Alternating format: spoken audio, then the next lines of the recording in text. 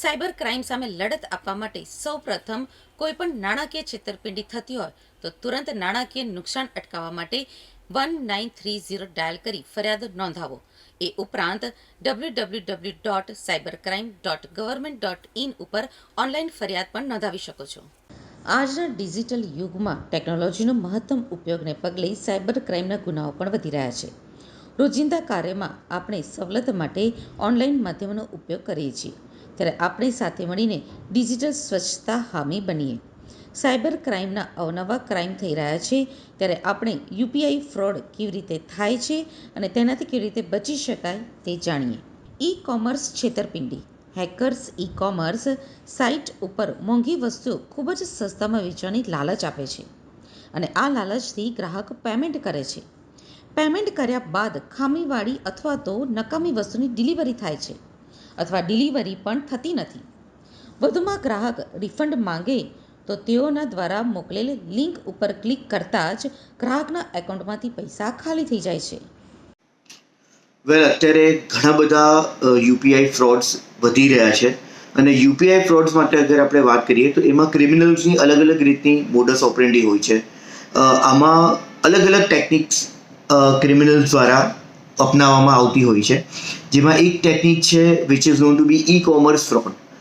આમાં ઘણા એવા પ્રોડક્ટ્સ જે પ્રેક્ટિકલી ઘણા મોંઘા હોય છે એ તમને સસ્તા ભાવમાં આપવામાં આવે છે, બતાવવામાં આવે છે અને એડવર્ટાઇઝ કરવામાં આવે છે, જેનાથી એન્ચાન્ટ થઈને તમે અલગ અલગ પ્લેટફોર્મ્સ પર આ જે ઈ કોમર્સ છે તેના માધ્યમથી આ જે પ્રોડક્ટ સસ્તામાં મળે છે તેને તમે ઓપ્ટ કરો છો અને એના માટે તમે એડવાન્સમાં પેમેન્ટ તમને જે કરવાનું હોય છે એ તમે કરો છો. ત્યારબાદ આ પ્રોડક્ટ તમને ક્યાં તો ડિલિવર થતું નથી, ક્યાં તો પછી કોઈ એનો ડિફેક્ટિવ પીસ જે હોય છે એ તમને ડિલિવર કરવામાં આવે છે. સિમિલરલી ઘણી બધી ફેરી એવું પણ થતું હોય છે કે ક્રિમિનલ જે છે એ તમને કોન્ટેક્ટ કરે છે કે તમારા અકાઉન્ટમાં ભૂલથી કોઈ રકમ આવી ગઈ છે અને એ તમને સાયકોલોજીકલી એક એવો ઇમ્પેક્ટ આપે છે કે એ પૈસા એમના માટે ખૂબ જ અગત્યના છે અને પ્લીઝ તમે એ પૈસા જે છે તે એમના અકાઉન્ટમાં તમે ટ્રાન્સફર કરો, જેના માટે એ તમને એક લિંક આપે છે. જેવું તમે એ લિંક ઉપર ક્લિક કરો છો, તમારું જે પ્રાઇવેટ સેન્સિટિવ કોન્ફિડેન્શિયલ ડેટા છે એઝ વેલ એઝ તમારા બેંકમાં જે તમારી રકમ છે તે કશે ને કશે આમના અકાઉન્ટમાં ટ્રાન્સફર થઈ જાય છે, which is very important for us to understand કે ક્યારે બી જ્યારે તમે કોઈ લિંક ઉપર ક્લિક કરો છો તો એના ઘણા બધા અલગ અલગ કોન્સિક્વન્સીસ હોઈ શકે છે.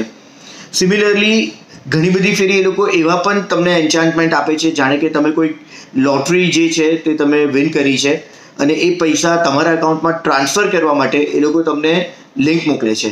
આ પણ એ સેમ જ સ્ટોરી થઈ જાય છે કે જ્યારે તમે લિંક ઉપર ક્લિક કરો છો ત્યારે તમારા બેંકમાં રહેલી જે તમારી રકમ છે તે કશે ને કશે કોમ્પ્રોમાઇઝ થઈને આમના અકાઉન્ટમાં ટ્રાન્સફર થઈ જાય છે. આ બધાની સાથે એક અત્યારે એવો પણ ક્રાઇમ જે છે, એવી બી મોડસ ઓપરેન્ડી છે કે જે બિલકુલથી વધી રહી છે, which is known to be phishing URL.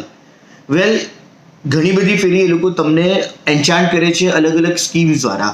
પોતે એઝ અ બેંક ડિસ્ગાઇઝ થાય છે અને તમને અલગ અલગ સ્કીમ્સ નું પ્રલોભન આપે છે. જ્યારે તમે એ લિંક ઉપર ક્લિક કરો છો એ બેઝિકલી એક ફિશિંગ લિંક હોય છે. જે વેબ પેજ તમારું ઓપન થશે એ લેજિટિમેટ બેંક જેવું દેખાતું એક ફેક વેબ પેજ હશે અને આ જે URL છે તેના બેઝિસ ઉપર જ્યારે તમે ડાયરેક્ટલી ઇનડાયરેક્ટલી તમારી યુપીઆઈની જે ઇન્ફોર્મેશન છે એ આ વેબસાઇટના માધ્યમથી એમાં શેર કરો છો, ત્યારે કશે ને કશે એવા ચાન્સીસ થાય છે કે ટેકનિકલી ઓર સાયકોલોજીકલી એ લોકો તમારી પાસેથી તમારી ઇમ્પોર્ટન્ટ જે ડિટેલ્સ છે, જે તમારા આપણે એમ કહીએ કે યુપીઆઈની જે પણ ડિટેલ્સ છે તે આ માધ્યમ ઉપર શેર કરાવે છે અને પછી એનું મિસયુઝ કરે છે.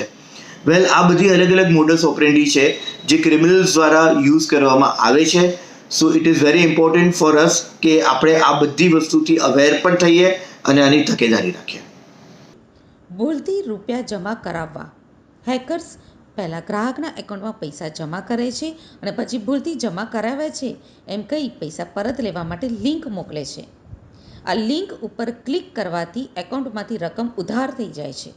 ગ્રાહકને લોટરી જીતી હોવાની વાત કહીને એકાઉન્ટમાં પૈસા જમા કરાવવા માટે એક લિંક મોકલવામાં આવે છે. જેના ઉપર ક્લિક કરતાં જ નાગરિકોના બેંક એકાઉન્ટમાંથી રૂપિયા ઉધાર થઈ જાય છે. વેલ, અત્યારે જે પણ યુપીઆઈ ફ્રોડ્સની આપણે વાત કરી તેનાથી બચવા માટે આપણે અમુક વસ્તુની તકેદારી બિલકુલથી રાખવી જોઈએ. જેમાં સૌથી પહેલાં તો હું તમને કહીશ કે ક્યારે બી તમને કોઈ બી અનનોન લિંક ઉપર ક્લિક નહીં કરવું. હંમેશા એ લિંકને પ્રોપરલી વેરીફાઈ કરવું અને ત્યારબાદ જ એ લિંક ઉપર ક્લિક કરવું. વેલ, આપણી પાસે ઘણા બધા અલગ અલગ પ્લેટફોર્મ્સ છે કે જેમાંથી તમે એ લિંકને વેરીફાઈ કરી શકો. One is totalvirus.com and one is abuseibdb.com. આ એક એવા પ્લેટફોર્મ છે કે જેનાથી તમે બિલકુલથી આ અનનોન લિંક જે છે તેને વેરીફાઈ કરી શકશો અને જોઈ શકશો કે એમાં એ સિક્યોર છે કે સિક્યોર નથી. સિમિલરલી ઘણી બધી જગ્યાએ અલગ અલગ પ્લેટફોર્મ પર તમારી પાસે તમારા પિન નંબર અને ઓટીપી ક્રિમિનલ્સ માંગતા હોય છે. આ બધી વસ્તુના વિષય બાબતે આપણે બિલકુલથી અવેર થઈએ અને કોઈ બી પ્લેટફોર્મ ઉપર આપણે આપણા પિન કે આપણા ઓટીપી ડાયરેક્ટલી ઇનડાયરેક્ટલી કોન્શિયસલી કે અનકોન્શિયસલી કે સબકોન્શિયસલી બિલકુલથી શેર નહીં કરીએ. Well, similarly it is very important કે જ્યારે તમે કોઈ વાઈફાઈ યુઝ કરો છો ત્યારે it is very important for us to understand કે આ વાઈફાઈના માધ્યમથી તમે કોઈ સર્વરને કનેક્ટ થતા હો છો. એટલે આ જે વાઈફાઈ છે તે સિક્યોર હોવું ખૂબ જ જરૂરી છે. એટલે ક્યારે બી અસુરક્ષિત વાઈફાઈ નો યુઝ તમે નહીં કરો. ઇવન પબ્લિક વાઈફાઈ ઉપર તમે તમારા પ્રાઇવેટ સેન્સિટિવ કોન્ફિડેન્શિયલ ડેટાને એક્સેસ નહીં કરો. અને જ્યારે બી તમે કોઈ બી ટ્રાન્સમિશન કરો છો તમારા ટ્રાન્ઝેક્શનનું તો મેક શ્યોર કે it is always on secure wifi. આ બધા સાથે એક બીજી બી વાત હું તમને કહીશ કે જ્યારે બી કોઈ ક્રિમિનલ તમને કોઈ પેમેન્ટ રિક્વેસ્ટ મોકલતું હોય તો ત્યારે તમે એ પેમેન્ટ રિક્વેસ્ટને બિલકુલથી વેરીફાઈ કરો, એને પ્રોપરલી જોવો, સમજો અને ત્યારબાદ જ તમે એ પેમેન્ટ રિક્વેસ્ટ દ્વારા કોઈ બી પેમેન્ટ જે છે તે કોઈ બીજાના અકાઉન્ટમાં ટ્રાન્સફર કરો. વેલ, આ બધી વસ્તુની સાથે એક બીજી વસ્તુ હું તમને કહેવા માંગીશ કે જ્યારે બી તમે વાયા ઇન્ટરનેટ કોઈ બી ટ્રાન્ઝેક્શન કરતા હો તો આ વસ્તુ તમે હંમેશા યાદ રાખજો કે જ્યારે બી તમને પૈસા રિસીવ કરવા હોય ત્યારે તમને કંઈ જ કરવાનું નથી હોતું. પૈસા તમારા બેંક એકાઉન્ટમાં બહુ ઇઝીલી ડાયરેક્ટલી આવી શકે છે. બટ જ્યારે અગર કોઈ ક્રિમિનલ તમારી પાસે કોઈ લિંક ઉપર ક્લિક કરાવે, તમારા યુપીઆઈની જે ઇન્ફોર્મેશન છે તે શેર કરાવે, ક્યાં તો તમારી પાસે કોઈ QR કોડ સ્કેન કરાવે તો there should be some or other thing which is fishy. કારણ કે પેમેન્ટ લેવા માટે તમને કંઈ જ કરવાની જરૂર નથી. જ્યારે બી તમે આવું કંઈક પણ વસ્તુ કરતા હોવ છો તો એ ફક્ત ને ફક્ત એના માટે કે તમે કશે કોઈકને પેમેન્ટ આપો છો. સો આ થંબ રૂલ તમે હંમેશા યાદ રાખજો તો તમારી સાથે થતા સાયબર ક્રાઇમ એક લેવલ લગીને અટકી જશે. Well, I wish you all the best અને આપણે બધા સાયબર હાઇજીન એટલે કે ડિજિટલ સુરક્ષા જે છે તે બિલકુલથી અપનાવીએ. Thank you. Phishing bank link દ્વારા નકલી બેંકની વેબસાઇટ ઉપર લઈ જવામાં આવે છે, જ્યાં યુઝરને યુપીઆઈની માહિતી દાખલ કરવા માટે કોઈપણ રીતે મજબૂર કરવામાં આવે છે. આ યુઝર પોતાના યુપીઆઈની માહિતી દાખલ કરે જેથી યુઝર બેંક એકાઉન્ટમાંથી રૂપિયા ડેબિટ થઈ જાય છે. Well, hello, this is doctor Snehal Hemantkumar વકીલના. વેલ, અત્યારે આપણે ટેકનોલોજી ઉપર એટલા બધા ડિપેન્ડન્ટ છે કે આપણી આ જ ડિપેન્ડન્સી ટેકનોલોજી ઉપરની એ કશે ને કશે સાયબર ક્રાઇમને એન્ચાન્ટ કરી રહ્યું છે. અત્યારે it is very important for all of us કે આપણે ડિજિટલ હાઇજીન એટલે કે cyber hygiene which means digital સ્વચ્છતા તો તેનું આપણે બિલકુલથી પ્રેક્ટિસ કરીએ.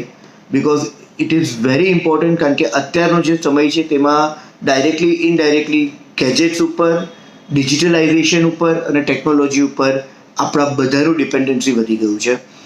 અને જ્યારે બી તમારી સાથે કોઈ બી સાયબર ક્રાઇમ થાય ત્યારે મેક શ્યોર કે તમે એની ઇમિડિયેટ કમ્પ્લેન કરો 1930 as well as there is another platform which is cybercrime.gov.in. એટલે આ વેબસાઇટ ઉપર તમે ક્યાં તો કમ્પ્લેન કરી શકો છો, ક્યાં તો ટેલિફોનના માધ્યમથી તમે 1930 પર કોલ કરીને તરત જ તમારી સાથે થયેલા સાયબર ક્રાઇમની કમ્પ્લેન બિલકુલ ઇમિડિયેટલી કરો.